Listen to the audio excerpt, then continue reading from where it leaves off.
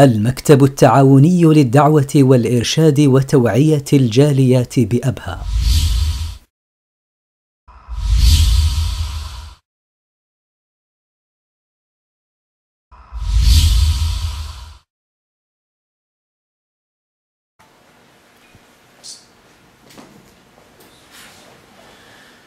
Alhamdulillah, wassalatu wassalam ala Muhammadan.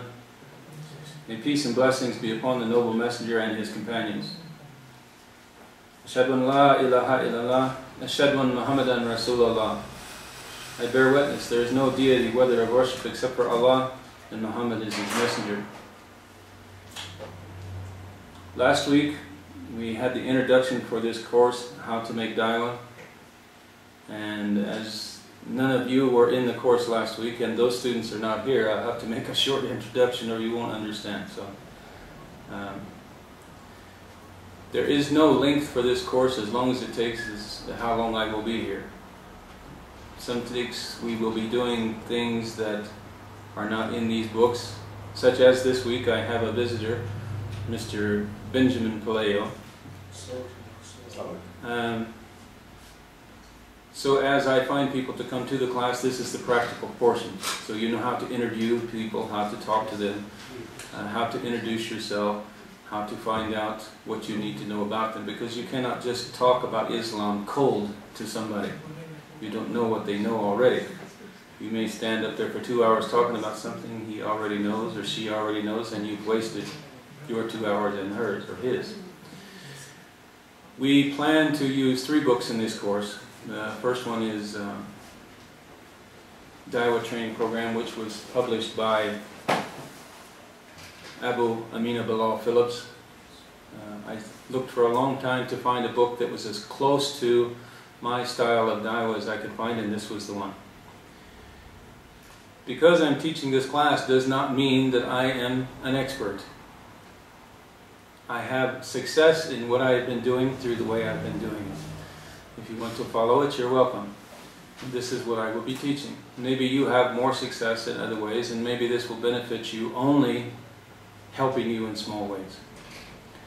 If you have a better way to do this, you should talk to us in the class so that maybe we can adopt your way if it's better, or at least add it into our program.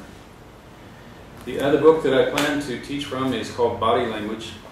It's another book that I adopted. It has no author. These 2 books, plus another book called The Art of Public Speaking. We really are not going to teach from public speaking. It's something that if you copy, you can take with you and get what ideas you need. Speaking is very important for Dawah. It still has a ring, Shakil, a small one. Public speaking is very important for Dawah. If you cannot speak, okay, that's good. If you cannot speak to people, you can ask them to come to Islam. So these are the 3 books we will be teaching from. I have another book that I keep with me all the time, and oddly enough, this is called Yahya's Dawah book. It is not published anywhere because it's changing all the time. As you go places and talk to people, you will see what material you need, and you will change the book yourself. We have it separated by dividers with many different topics, some about Christianity, some about Hinduism, some about atheism, agnosticism, all the different religions. It's material for yourself, it's not for them. So that you have the material at hand. When somebody asks you, you can find the answers most of the time. This is something you should build it yourself and call it whatever your name is, your Dawah book. I also have another small notebook which you will see me write in sometimes, and I'm never without this. In this book I have verses from the Quran, I have verses from the Bible and other places. It's in my bag at all times. This is something you should do yourself. This book here only costs, I think, 4 riyals.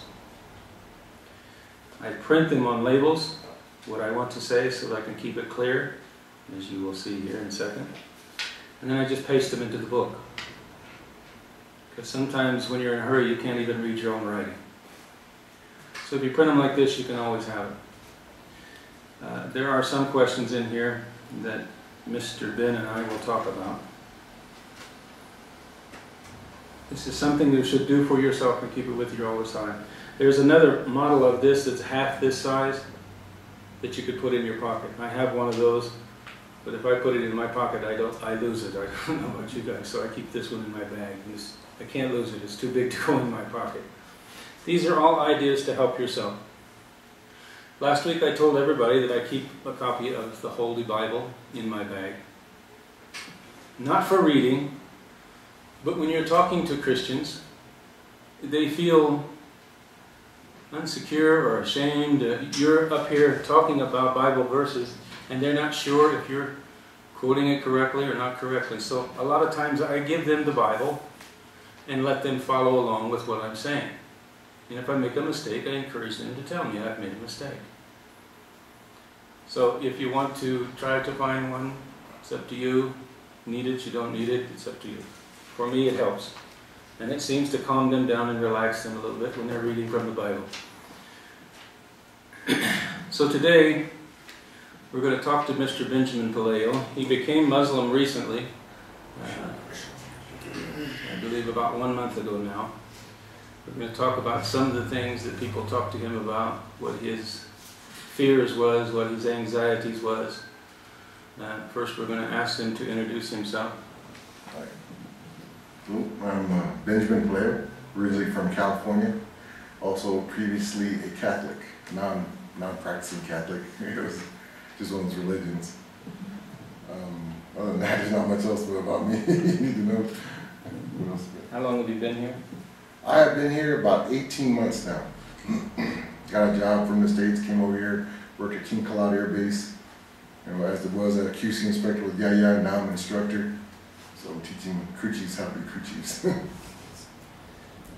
So there's a funny story about Ben. When he first came here, he was speaking Spanish. Oh yeah. So the Saudis decided that they were going to give him some books, and after talking to me, I said, well, he's been speaking Spanish, so maybe he speaks Spanish. So they went out and got all Islamic books in Spanish. And one day they presented it to him, and he got this look on his face like, I thought, uh-oh, he doesn't want to know about Islam. But his problem was he didn't know how to read Spanish. He could speak Spanish, but he didn't know how to read it. So after talking with him, he says, no, I don't mind reading them, but he said, I don't understand Spanish. So we had to go out again and get all new books in English. So this is one of the things you should remember. When you start to talk to somebody, first do a small interview, find out about them, find out. If you're planning to give them Spanish books, say, can I give you some books? And do you read Spanish? No, I don't read Spanish. It would have saved a lot of time and money. So this is part of the interview program we were doing last week. Last week we made everybody stand up and introduce themselves and tell who they are, what they do, all these darn things. This is part of the interview. You should do this, and then you ask the people to do the same for you. Let him tell you what he does. Maybe you find some common ground. 3 of the people last week who I interviewed here were all quality control, and I teach quality control in the school. So you see, we found common ground. And if you try hard enough, you can find some common ground. If nothing else, you just like to eat sheep and rice, you know, sometimes. I don't like sheep, you don't like sheep. You will find something common to talk about if you try hard enough. You said you were Catholic, but non-practicing Catholic, is that correct? Yes, sir. And if somebody asked you what your religion was, what would you say? Catholic. Catholic or Christian? Well, Catholic, Christian, pretty much the same. Most of the people you will ask, if you ask what is your religion, they'll say Christian. But if I ask you to define what Christianity is, can you? Not really. So you basically just say you're Christian because your mother and father were Christian and that's the way you were raised. Yes, sir. Do you consider yourself to be a knowledgeable Christian or? Semi-knowledgeable, not very knowledgeable. Well, the definition of Christian is a person who follows Christ. And also the definition can be a person who is Christ-like. Did you consider yourself to be following Christ? Not completely, no. Well, if you say not completely, what part were you following?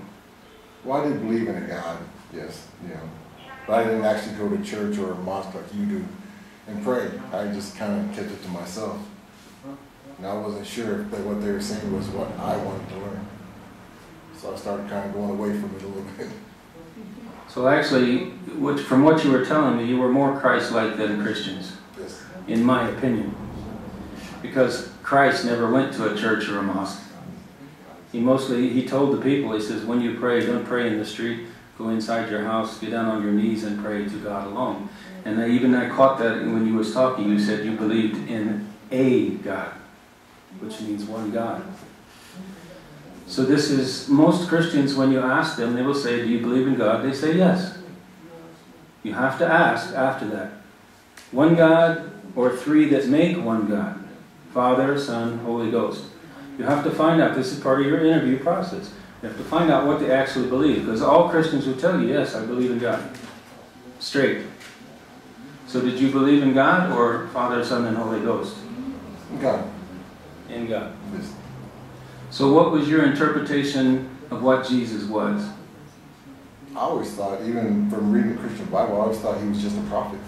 He was teaching people what God wanted them to know. So he was a prophet and he was carrying the message of God. Yes. Catholicism had to be very, very confusing for you. Just from what you're telling me, you had to be very confused. Yes. Because this is not part of the beliefs of the church.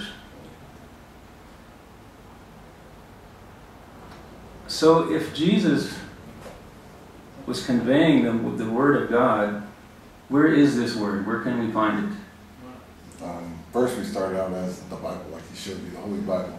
That's where I started learning it. Some of the stuff they started teaching us, I wasn't too sure about because I had questions in my mind. I was kind of afraid to ask questions, of course. So, well, don't be afraid to ask us questions. We like questions. To us, questions are good. So I actually started experimenting with different religions. I went from Catholic to Protestant. I can't remember which one. It was like, actually, there's another one. It's called non-denominational. It just started in the United States as well. Just trying to find the knowledge that I was looking for. So he was trying to find something that fit your beliefs. Yes. His basic. So his beliefs were in a God. Jesus was a prophet of God. And he's going from different kinds of Christianity to find some way to fit his beliefs in. Did you actually find any of these that fit your beliefs? Not really, no. Closer to his... Okay. Not really. I didn't find anything that actually had one way of saying that God was God and Jesus was just a prophet. Why do you think that is? What's the reason for that? Probably translation of the Bible from the Old Testament to the New Testament, done by men, basically. It lost a lot of the words, a lot of the stuff that should have been in there. And it kind of, now you probably can see that there's a theory behind that, that when Jesus, peace be upon him, came, he didn't bring a book. And when Jesus left the earth, he didn't leave a book. His message came the same way as Muhammad, peace be upon him. God gave it to Angel Gabriel, and Gabriel gave it to Asa, peace be upon him. And he spoke to the people, and there was no actual message. But Jesus said, I did not come but to the lost sheep of the house of Israel. So it means he came to the Jews. He had said, I only come to straighten out what is wrong. So he would not have brought a new book. He only came to come and straighten out the Torah or the Old Testament. So basically, when you try to learn Christianity, which is what most of the Christians use is the New Testament, it's not a book from Jesus. There's not one chapter anywhere that says this is the gospel according to Jesus. There's plenty of gospels, Matthew, Mark, Luke, John, Paul, many, but there's not one that's in according to Jesus. No gospel according to Jesus. So you went through how many religions, which is not too much different from me. I was grew up as in a Mount Olive Country Chapel, which is Church of Nazarenes, which is one of the founders of Christianity. And I went from there to Church of Christ, and from there to Buddhism, and from Buddhism to Islam. So you see, us people who have this idea inside of us, and I think most human beings do. Most human beings want to believe in only one God. And for us, this is natural as Muslims, because it said that before we were all brought to the earth, God stood all of us in front of Him and asked, "Who is your Lord?" And every one of us had to witness that God was our Lord and Creator. So we all know inside of us, built inside to us, it's ingrained, as you want to say. So you had this natural inside of you telling you what you wanted to know, and you just kept searching. So if you went through all these religions, was there anything in these religions that you could not believe or seemed awfully strange to you? Starting out as Catholic, I did think Protestant was very strange. It was a very loud religion. They would sing, dance. I mean, it was their way of worshiping. I guess it was full of energy, and it would get people drawn into it. But it just wasn't for me. That struck me strange. I just like sit there smiling, watching these people going crazy in their house. What kind of Protestants did you go to see? I mean, was this Holy Rollers or Southern Baptist or Northern Baptist or what? I think it was Southern Baptist. I'm pretty sure it was.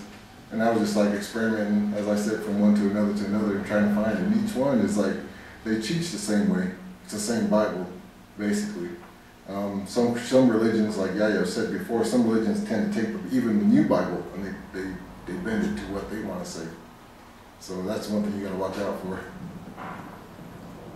Well, they don't much bend it as they use their interpretation. Everybody uses pretty basically the same book. But the minister or whoever the people are running the denomination are using their interpretation of what that means. And so that's why you have so many different ideas of how it should be. I know there are some churches I've been to myself, the whole front of the church is full of musical instruments. I mean, they have a bigger orchestra than most of the movie houses I know. And a big choir up in the top, maybe 100 people singing. And then all the church is singing and dancing. If you've never seen this, it's quite strange. It doesn't seem like they're worshiping God at all. They're just there singing and dancing and having a good time. So for somebody who's not used to this can be very strange. Yes, it may make you laugh even. I have been to a Catholic church. I went when I was young, and I know it's very quiet. I didn't understand most of the words they were saying because they were speaking in Latin or somewhat. I don't know what Latin.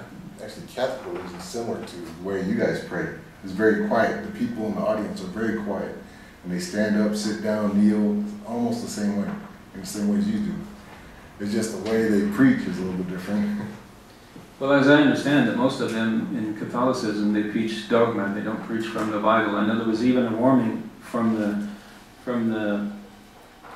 Pope to one priest, if you preach strictly from the Scriptures, that the Catholic Church is lost. So they preach dogma and not Scriptures. How many times in church did you actually see a Bible in the Catholic Church? Only if people brought them. Usually in the Catholic Church they have their own dogmas, I should say, sitting in the pews for people to read. Did you actually ever see anybody, even somebody in the church, to open the Bible, or did you just carry it with them? Never saw them open, just carried. So they didn't actually teach from the Bible, they just taught what they had with them.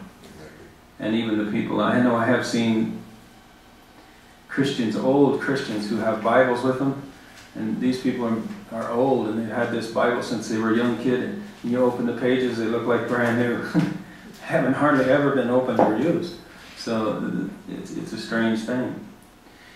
So when you came to Islam, what attracted you to Islam? I know, I talked to you for a long time, more than a year. And even though you didn't know it, the other people who were talking to you were coming to me and getting the answers and finding out what to give you. So this is one of the ways. Some people don't like to talk directly to other people. Human beings are like that. If they perceive you to know more than they do, they're ashamed or afraid to talk to you. But they will hunt somebody else out to talk to. So you have to make sure that those people are coming to you to get the answers to give to him. You don't want them to get the wrong message. There's a lot of people out there giving the wrong message. So what was some of the things that attracted you to Islam?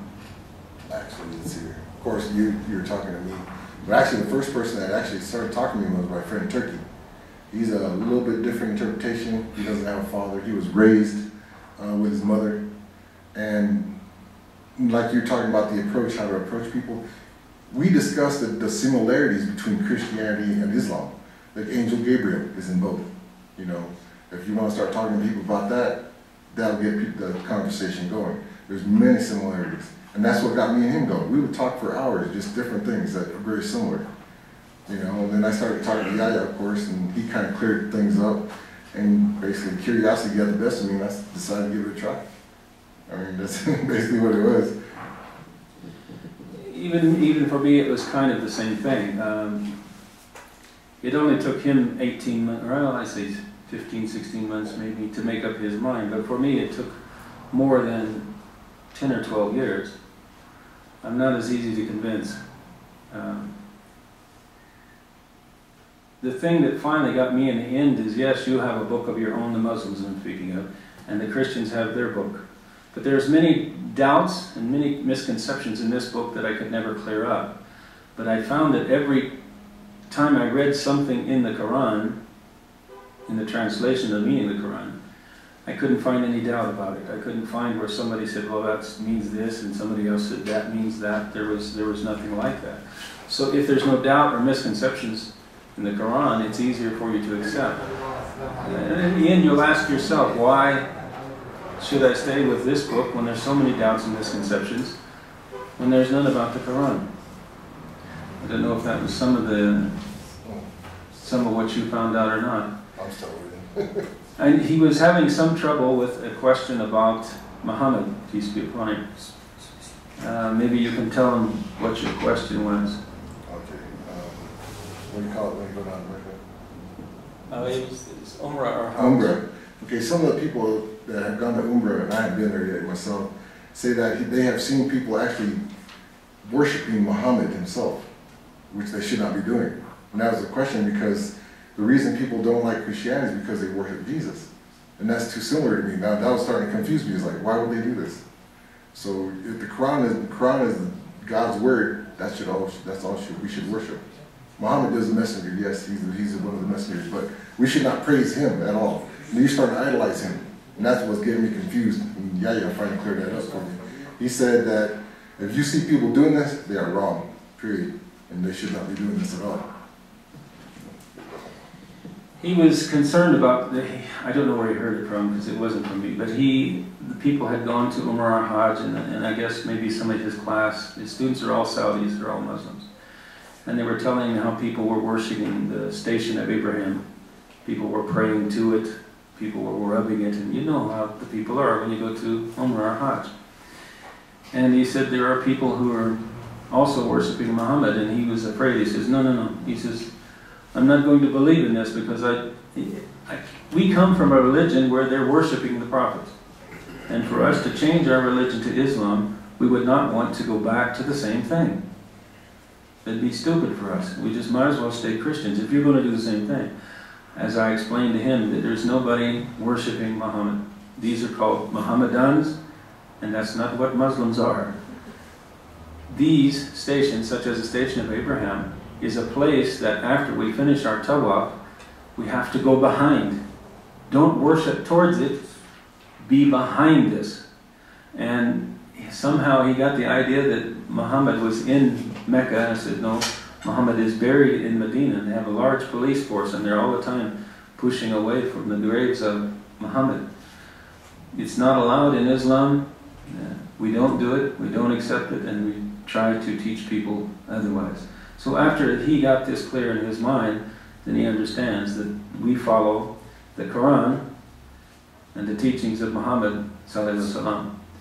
He had a little trouble understanding the teachings of Muhammad sallallahu alaihi wasallam because he doesn't know what hadith is yet. So when you convince somebody to become Muslim, these are things that you have to continue to teach them. You don't just say, oh, you're Muslim, ma salama. No, you have to teach them. They're like your children. They're from the very basics. Every single thing you taught your children, you have to teach to a new Muslim. You're responsible for them. You brought him to Islam and then you throw him out on the street and said, oh, your name's Muhammad now, go have a good life. You have enough of those. You have the responsibility to teach. As I said last week, we as Muslims, Muhammad ﷺ told us to split into 3 groups. Those who go out and convince people to be new Muslims. Then we have the people who teach the new Muslims. And then we have the people who teach the Muslims already. If you don't want to teach these people, at least take them to a da'wah center, show them where they can get the training, be patient with them. It takes a long time to learn about Islam. If you people have young children, you understand what I'm saying. Maybe 15 years old, your son or your daughter still doesn't know everything about Islam. So to expect somebody who just come to Islam and doesn't even speak the language to be a good Muslim in 1 month, that's very silly. It's going to take him a lifetime. And without training, he's never going to do it. I know you've been inundated or covered up with books and people's opinions. What were some of the reasons that kept you from becoming a Muslim in the beginning? I know, he comes from America, he's heard many stories about Muslims. We're all terrorists to start with. And this is a mistake, because really they meant to say tourist. We didn't come to terrorize nobody, we just come to spend our money, go to Disneyland and things like this. We're tourists. Tourists, not terrorists. Actually, it was just being Christian. We're taught as young, like your children taught to be Islam, we're taught to be Christians as well. So we came over here and they started talking to me, and of course that's going to, I guess, because inner turmoil. You start to doubt yourself, basically. So it's going to cause some confusion at first, until somebody cleared it up. But for me, started clearing, making it more clear. And basically that's what, how I started to go from one side to the other. That's pretty much it, actually. Some of the things that I found about Islam is it seems to be a more humane religion to me. Such as the fact that marriage is easier. All these things that are very hard inside Christian life are much easier. The women have just as much rights as we do. These things did not come about in the United States or Western countries until recently, in the last couple of 100 years. But from the time Muhammad ﷺ brought the message of Islam, he gave the women the right to vote, he gave them everything. They're equal to us. The only difference is we are men and we must maintain them. That's it. Even children have rights that in other countries they don't have. Did you see some of this, or? Actually, no. Until I never got to experience the family culture part of it until after I became Muslim. I'm not sure how the people are. I guess they're afraid to bring Christians into the house to see or what. But until after I became Muslim, that's when I first went into somebody's house and actually started seeing the family culture. So it was a little bit strange for me because it's a little bit different. We teach our children differently than you do, obviously, as Americans. That's pretty much it. Well, they don't invite you to your house. It's not because you were a Christian. It's because the house is a private place and a sanctuary for their families and men. It used to be, when I first came here, they were a little bit more open and free. I went to people's houses. I went on picnics with them and other things. But now, the Muslims here in Saudi Arabia have got very busy. Busy with houses and jobs and hundreds of things. So it's not that they don't want to invite you, it's that they don't have time. But inshallah, it's going to go back the other way. This is a very important thing. I don't think if I hadn't seen how the Muslims acted before I became Muslim, maybe I wouldn't have become Muslim. I know a story of one man who went with them to the sea. And they were having a picnic, and he seen the people start to stretch out a net, and he was not sure what they were going to do. So he watched them, and this is a non-Muslim American. And then the next thing he noticed, they brought out a ball, and he says, oh, maybe they're going to play volleyball. So he asked the Saudis he's with, he says, do Muslims play volleyball? He said, of course, we play all kinds of games. We play football, we play volleyball, we play any game you want to play, we will play, as long as it's inside our religion. He said, you mean you don't just pray and read and always in the mosque? He says, no, we scuba dive, we fish, we do all kinds of things. He said, oh, then I want to become a Muslim. If you don't let the people see how you live your life, you can't ask them to come to your life. No, you don't have to invite them home and say, this is my wife and she does this and she does that. But you can invite him to see you, see how you are. Let him see your children. Maybe like him, he's away from his family. He would like to see some children. Well, if you're here for 18 months and never see no children, what would you think? These are strategies for dialogue. Let them see how you are. Dr. Abdullah and I took one whole bus full of women from our compound on the airbase. And we took them to a wedding hall. And we had what we call a mock wedding, where the women went inside, they were all dressed up, and they danced and played the drum. And when it was finished, for months after that, the women would come up to me on compound and say, "Oh, when are we going to do this again?" So this was so much fun. We didn't know they had fun like this. You have to show people your culture. Let them see how you live your life. Go and see how they live their life. You won't see much difference. You'll see similarities. It's good for you and it's good for them. I hear all the time. I've heard for the last 22 years because I've lived in Aba for the last 22 years. I always hear the children say, "Oh, we want to be like Americans. We want to be like Americans." They don't know what Americans are like. It's not those people you see on the television. It's not those people you see on the satellite. My family in the United States is pretty much like a village here in Saudi Arabia. But if you don't take the time to find out, you just think, oh, he carries a gun in this pocket, he's got drugs in this pocket, and he drinks alcohol and chases prostitutes all night. Because that's what you see on the satellite TV. If you don't take the time to get to know the person, and if he don't take the time to know you, maybe he's not going to come to Islam. Sometimes it's about you. I learned many things about my religion through these people. And I'm sure he did too. There was some differences in Islam and Christianity, don't you believe? Yes. Such as what? Well, the first and obvious one is the one guy. I mean, Christians, I guess some that call them Mohammedites or whatever they call them, believe that Jesus or whatever is important. No, he's just a prophet.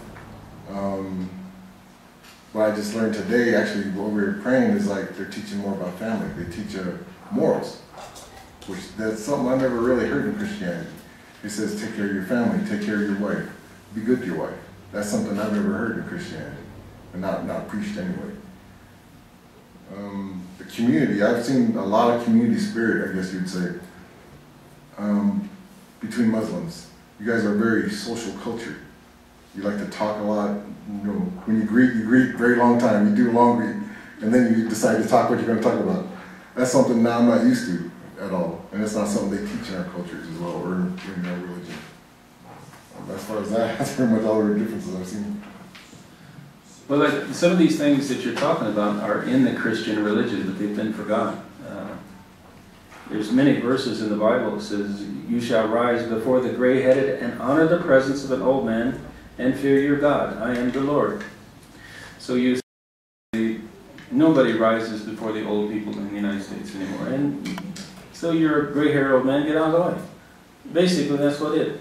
You're useless now, move out of the way. We're here in Saudi Arabia and Islam, we see where the old people are honored. I mean, we know as Muslims, they have the knowledge that we have not yet seen. They deserve it. They took care of us all their lives, and now they deserve to be treated with dignity and respect, not thrown aside and say, get out of the way. And no, this is some of the things you've seen.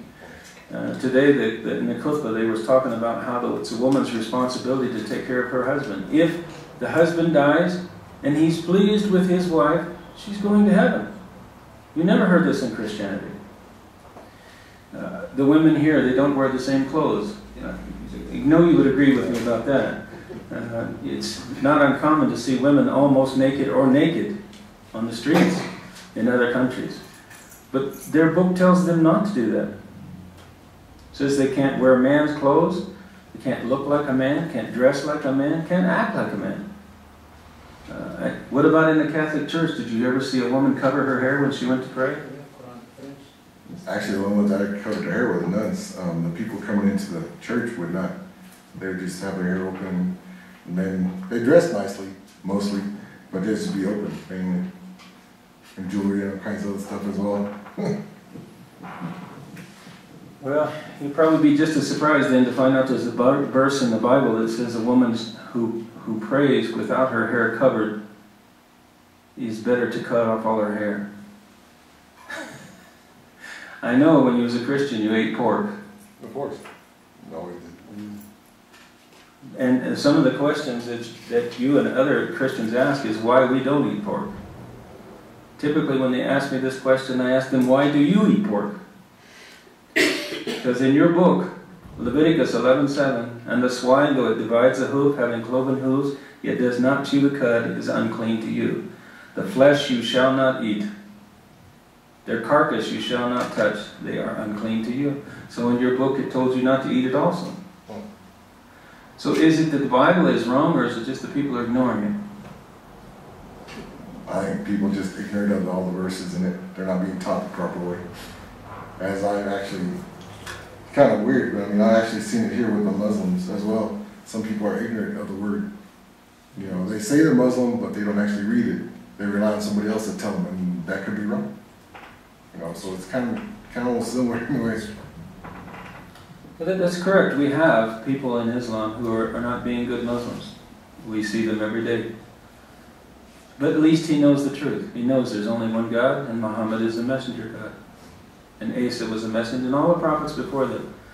He at least has a chance to go to heaven. He can straighten himself out. Where if you don't believe in one God, you have no chance. So alhamdulillah, even the worst Muslim has a chance to go to heaven. That's the good part about this religion. Well, I mean, I guess what I've heard you told me before, even that way, is like if you create one sin, it compounds to where you're going to end up going the wrong way, right? Correct, yes. For instance, somebody who's committing adultery, maybe the first time he really regrets it, and he says astaghfirullah, which means Allah forgive me. And he doesn't do it again, Allah will forgive him. But that person who knows it's wrong and then continues to do it, it says he will continue to do it until Allah will take him completely outside the religion. That, however, does not mean he can't come back, but he just continues and continues and continues. So you always have a chance. We're really in any of the other religions I studied, I can't see where you had a chance. For me, the turning point of Christianity is when they told me that every time I prayed, I had to say in Jesus' name. I said, no, why would I pray in Jesus' name? What does he have to do with it? I don't know if there was a verse or something like that that made you turn away from Christianity, or... Just confusion, maybe. Just confusion, trying to find something that just said God. So in Islam, there's no more confusion, or? Oh, there's still a few questions. I'm still learning, obviously, and you're clearing them up for me as we go. But I'm starting to grasp the concept of it, yes.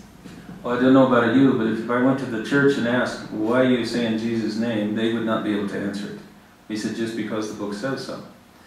Whereas in Islam, you can find most of the people, you can find somebody always to answer your questions. And in Islam, we don't just answer the question. We go to the book and show you where the answer is. And we try not to leave you until you can at least understand it. In Christianity, there was a lot of times I noticed they would tell me that you just have to trust. You just have to believe. And to me, that seemed really kind of stupid. If you can't convince me, if you can't show me in the book and let me understand it, I can't believe in it. Where in Islam, I can find the answer. I can find somebody to help me with the answer. I don't have to just blindly believe. That's the difference. They asked me to blindly believe many times in my religion before, but now they do not. You have to be convinced, you have to understand it. And Allah will not hold you responsible for it until you understand it. So it seems to be more humane. God does not punish you for something you didn't do, and doesn't punish you for something you don't know you're doing wrong. Alhamdulillah, it's much more easy.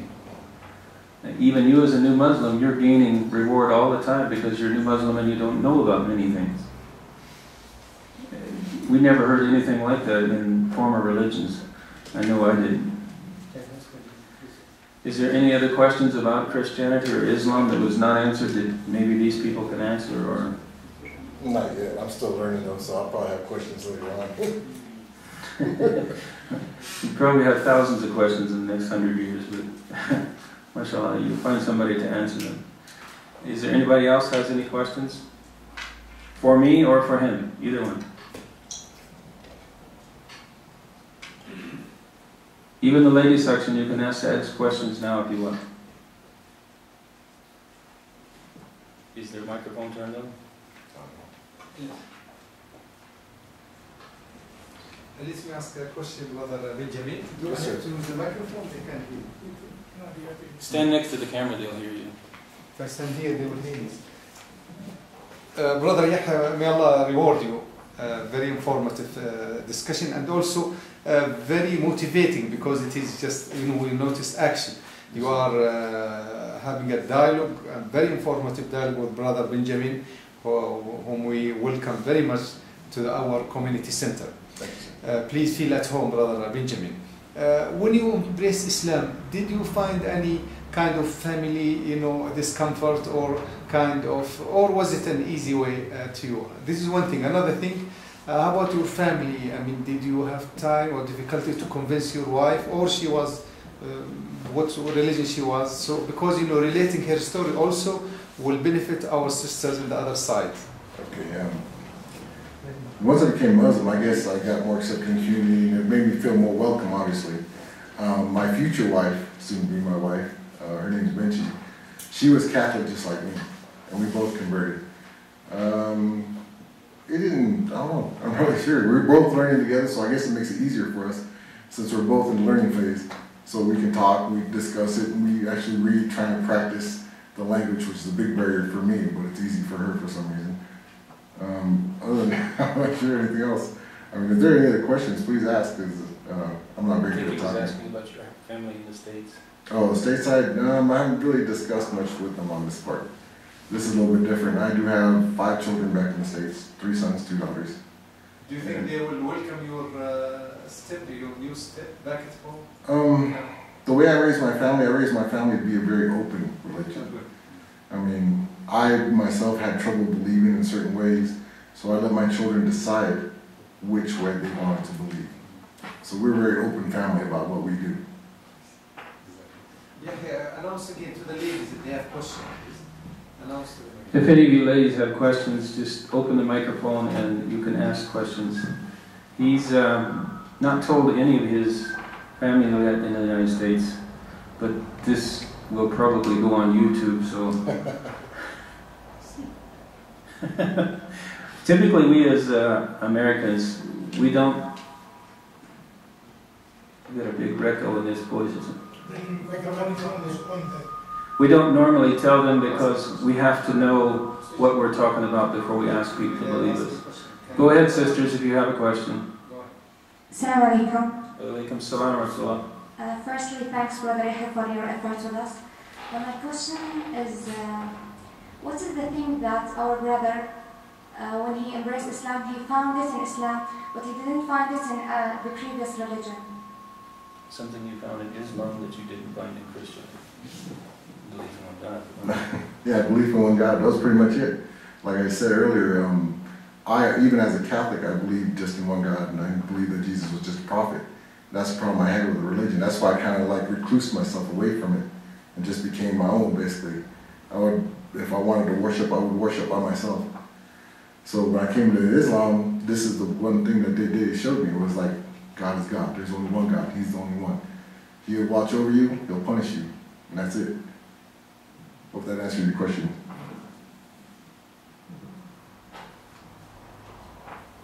Anything else, sister? Actually, between Christianity and Islam, there's not that much difference. The belief in one God, when you start to believe that Isa, peace be upon him, was a prophet of God, most of the other disbeliefs go away. If you don't believe that Jesus was a prophet of God, it's conflict. I have this sometime when I go out to make speeches. They say, yes, they believe in one God, and they will fight you. Yes, I believe in one God. And Jesus is a prophet of God? No. So you can see, it's difficult for a person to say belief in one God, and then he says Jesus is not a prophet of God. So sometimes you have to help them to work these out. It's a turmoil inside them. They're fighting with their self. They're going against the nature of the person. As I said, we were all told before we were born, all the human beings were put there and said, who is your Lord? So it's a turmoil for them, and you have to continually help him to fight against this.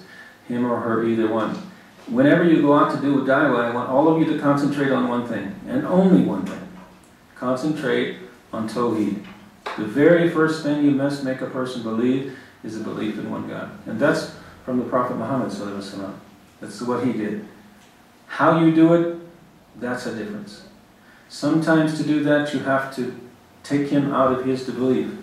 Sometimes I talk more about the Bible than I do the Quran, because I want him to see that his book is not teaching him or her the belief in one God. You can't say belief in one God over here and the next page say Father, Son, and Holy Ghost. You can't say one God and then Hinduism say, oh, you have a Buddha for this, a Buddha for that, a Buddha for this. They got more Buddhas than they do people. In Thailand, where I come from previously, they have trees that are worshipped as God.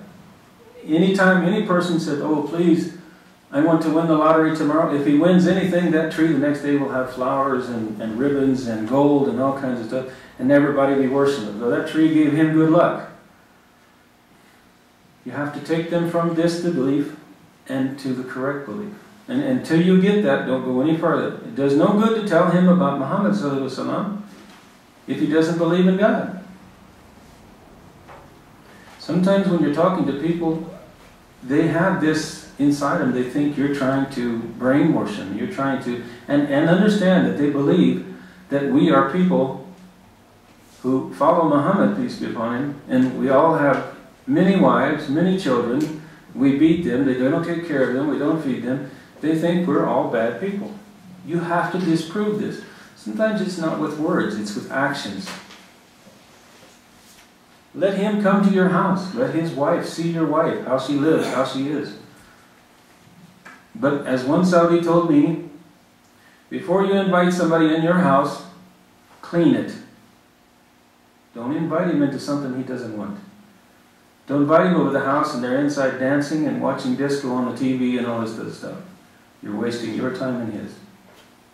So by saying clean, it doesn't mean real cleaning, but this means be a good example. Is that it? It's be a good example, but if your house is dirty, you should clean it too. We were at Hussein's party, that one gentleman that went to America and came back and said that Americans were better Muslims than Muslims. Remember that?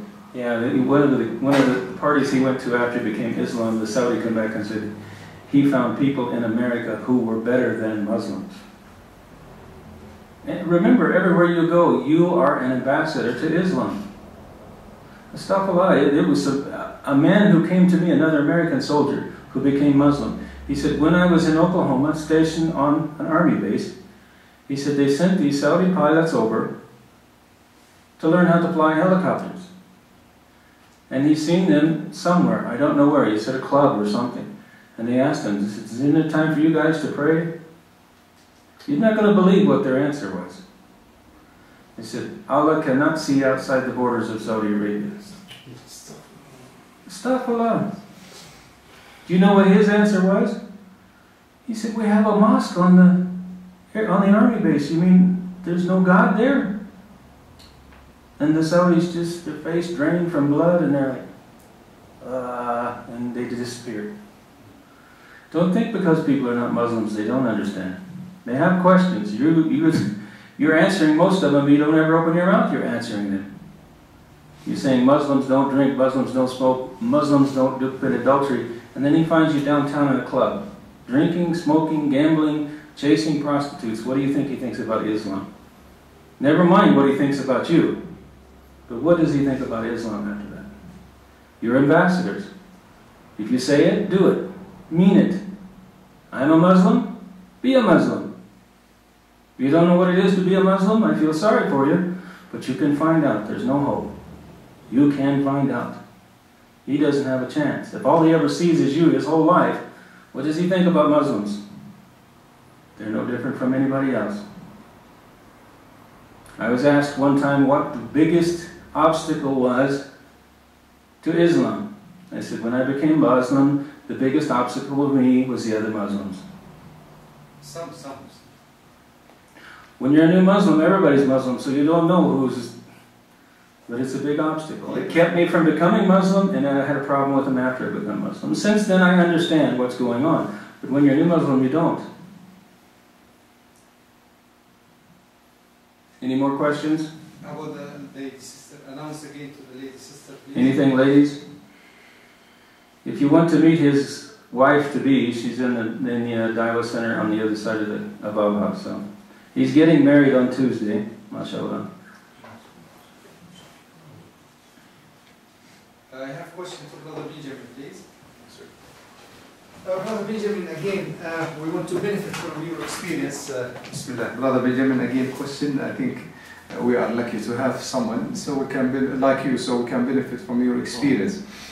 From your short experience in Islam, what is the best way to, present Islam to the West? Actually, I was thinking about this. First and foremost, be friendly. Don't be afraid of them.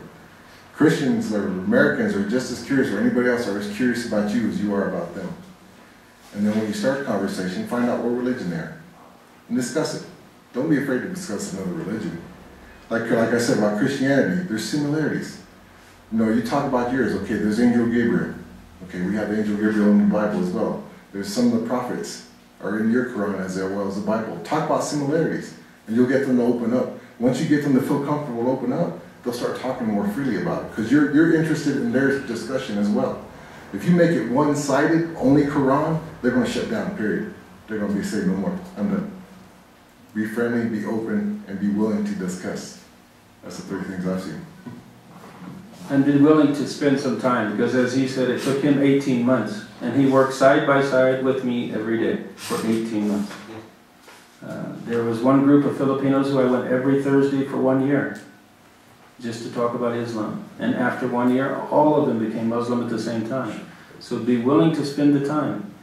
If the only thing you want is for the person to become Muslim, then you're lost. Because the only thing you should want is the reward of talking to him about Islam. Because that comes right away. Right away you get the reward. The ice cream on the cake later is he becomes Muslim, mashallah, and then you get to see it.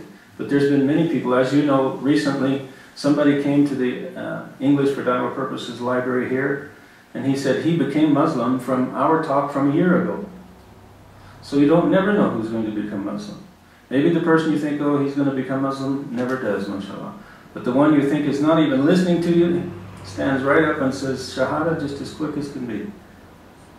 Just want the reward, and that's it.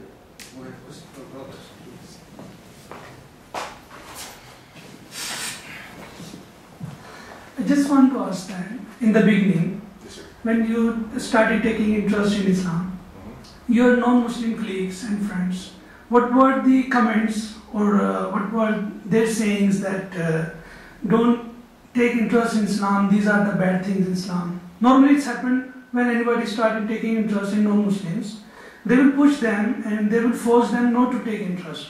So what were the comments from them in the beginning that were making you think that, oh, leave it, I should not take interest in Islam? Is that happened?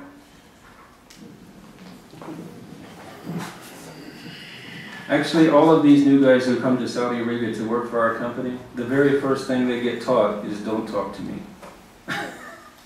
They are told right away, don't talk to Yahya, he's a matawa, he's a religious policeman, he'll tell the policeman downtown, and if I ever told what I know, the whole place would go to jail.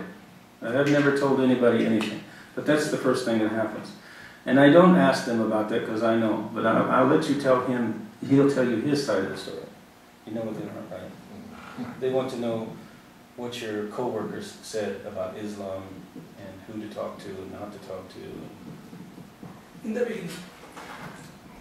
Actually, I didn't really get told anything. Think about it, because I just came here and I'm an open person, like I said. As soon as I came out, I'm friendly and open. I like meeting new people, which everybody should be easy for everybody. Just meet a new person. Before I met Yahya, I didn't really know Yahya at first. I met Turkey, like I said. And Turkey was a very friendly young man in the military. He's working in King Khalid too. And like I said, we just started discussing. But even he said that some Muslims are dark-hearted, as he called them. They're black heart, he called them black heart. They don't follow the scripture, they don't follow the way they should be. You know, so he said, be careful with that. But he was open to me, and we would discuss Christianity, Bible, everything. And he was very friendly. That's what got me started. Then I started talking to Yahya, and he cleared up a few more things for me. But as far as anybody told me not to, nobody's ever told me not to. It depends on the person. Again, as I was saying, in your interview you can find out about these kind of people. You can, after you start to read the book about body language and how people act, you'll start to know if he's listening or not listening. There's some subjects that you will approach and you will see him, he gets away from you. He doesn't want to talk about it. So switch the subject and then go back to that subject and see if you get the same reaction. If you're getting the same reaction, you have to learn how to go around it. You don't always have to go straight. Sometimes you can go around this way. He was very open. Yeah, he was talking to some of the young Saudis, but they were all coming to me and getting the information to give to him. He didn't know that. That's okay. He didn't have to know that. So if you see somebody talking to somebody else, you tell them, say, please talk to him about Islam, and if you have any questions, come and ask me. I always try to leave books on my desk because our office is open 24 hours a day. I know the guys on nights would come into my office and read the books that were there. They were careful to put them back and to make it look like they didn't read them, but I knew what was going on, and it was on purpose. You don't have to get into somebody's face to talk about Islam. Sometimes you just leave your book there. They'll read it. They have nothing else to do. That's how I came to Islam. I had a Quran on my desk that somebody gave to me, and over 5 or 6 years, at night when I had nothing to do, I would read it. Just leave it there. And if you tell somebody not to touch it, I guarantee they're going to read it. Don't touch that book. The next day they'll be reading. Why doesn't he want me to touch it? What's in there you don't want me to see? Human beings are like that. So curiosity killed the cat, but it doesn't kill the Muslim. Any more questions? I have a question, one final question to Brother Benjamin and to you, Brother Yahya. My humble question is addressed to both of you, Brother Yahya George Maxwell and Brother Benjamin. Surely when you embrace Islam, some of the comments or questions brought up by your colleagues or even your relatives and family is what make you embrace Islam? They judge Islam by the present situation of the Muslims. They are fragmented, some of them they don't practice the religion. So have you been exposed to such thing? If not, are you prepared to, how would you deal with such questions? Surely it will be asked, because unfortunately, Islam nowadays is misrepresented instead of presented. So if you have been asked this question, good, we will benefit from your answer. If not, suppose you were asked this question, well, what attracted you to Islam since the situation of the Muslims are not very encouraging? It's actually already happened to me. I, like Benjamin, did not tell my family about becoming Muslim. I wanted to learn about Islam before I talked about it. But my mother passed away, and I had to go home. And as soon as I met my father, I told him I'd become Muslim, and he's got a really bad look on his face, and he said, why? I still don't know to today why I said it, but I said, it's your fault. Why is it my fault? I said, because you taught me not to look at people and judge them. If you don't know them, get to know them, find out about them. Don't follow people blindly. And I said, these things you taught me, I used. I studied their religion. I didn't find any untruth in it. I did not use the people to decide whether I become Muslim or not. You told me, don't be a sheep. If they all jump off the cliff, don't follow. I said, I did not listen to anybody. Nobody talked to me about Islam. I read the books myself. I found it to be true, and I become Muslim, and it's your fault. And I still don't know why I said it. It's from Allah, mashallah. So it happens, and it'll happen to Benjamin, mashallah, someday. Somebody will ask him why you want to be like those people. But I know most of his history, and it sounds like he grew up the same as I do. As I told people before, I started working when I was 3 years old on the farm. He's the same way. He was a migrant worker picking fruits and apples and vegetables, working hard his whole life. And I'm sure his family has taught him the same thing. Don't judge people. Find out first. Find out if they're right. And don't follow people blindly, because they'll lead you in the wrong path. I'm sure he has the same teaching. So this is how you just tell people. That's it. Any other questions? Our time is up. He said he didn't have one, but I'll let him talk anyway. Nothing. Nobody's really said anything to me about it. Suppose you are asked this question, what would you answer? I just say is if you believe in one God, then look into it. I mean, if you don't believe what they teach you in Christianity, and you believe there's only one God and Jesus or whoever is just a prophet, look into the Quran. You might find something there for you. That's what I would tell them. So judge the Quran by its main sources, yes, rather than by its some followers. Do not judge it by the news, no. Because what we see in the news is not this country, it's other countries that do not believe the same way. And even those people are not really Muslims. Some of those people that are showing are not really Muslims. That's one of the things I talked to him about. When you see movies now, you'll see somebody, I have seen people doing the death prayer, the prayer for the dead, and they don't even recognize it. I don't know what they're doing. I heard people saying Al-Fatah on the television, and like, It's true. it's not even close to being right. The guy's praying, and he's not moving correctly. So the concept that they get is different from what actual Muslims are. And most of them, if they take the time to get to know somebody, they'll accept it. They don't find anything wrong with it. Well, it's already 2 o'clock and some of them they have family. Thank you for coming. See you again next week, inshallah. Assalamu alaikum wa rahmatullahi wa barakatuh.